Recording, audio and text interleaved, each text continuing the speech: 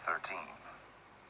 On that day they read in the book of Moses in the audience of the people, and therein was found written that the Ammonite and the Moabite should not come into the congregation of God forever, because they met not the children of Israel with bread and with water, but hired Balaam against them, that he should curse them.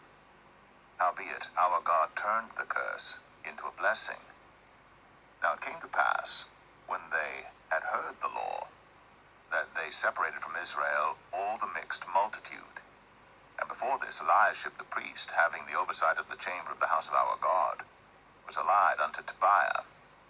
And he had prepared for him a great chamber, where aforetime they laid the meat offerings, the frankincense, and the vessels, and the tithes of the corn, the new wine, and the oil which was commanded to be given to the Levites, and the singers, and the porters, and the offerings of the priests. But in all this time was not I at Jerusalem, for in the 32nd year of Artaxerxes king of Babylon came I unto the king, and after certain days obtained I leave of the king. And I came to Jerusalem, and understood of the evil that Eliashib did for Tobiah, in preparing him a chamber in the courts of the house of God. And it grieved me sore. Therefore I cast forth all the household stuff of Tobiah out of the chamber. Then I commanded, and they cleansed the chambers.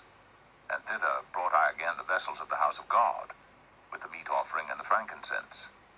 And I perceived that the portions of the Levites had not been given them, for the Levites and the singers that did the work were fled every one to his field.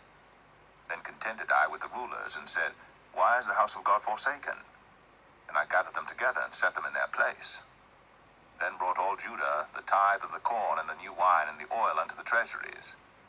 And I made treasurers over the treasuries, Shelemiah the priest, and Zadok the scribe, and of the Levites Pedaiah, and next to them was Hanan the son of Zakur, the son of Mattaniah, for they were counted faithful, and their office was to distribute unto their brethren. Remember me, O my God, concerning this, and wipe not out my good deeds that I have done for the house of my God, and for the offices thereof.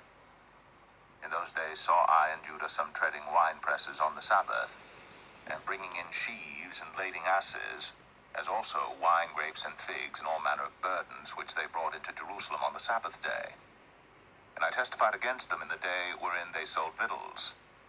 There dwelt men of Tyre also therein, which brought fish and all manner of ware, and sold on the Sabbath unto the children of Judah, and in Jerusalem. Then I contended with the nobles of Judah, and said unto them, What evil thing is this that ye do, and profane the Sabbath day? Did not your fathers thus, and did not our God bring all this evil upon us, and upon this city? Yet ye bring more wrath upon Israel by profaning the Sabbath.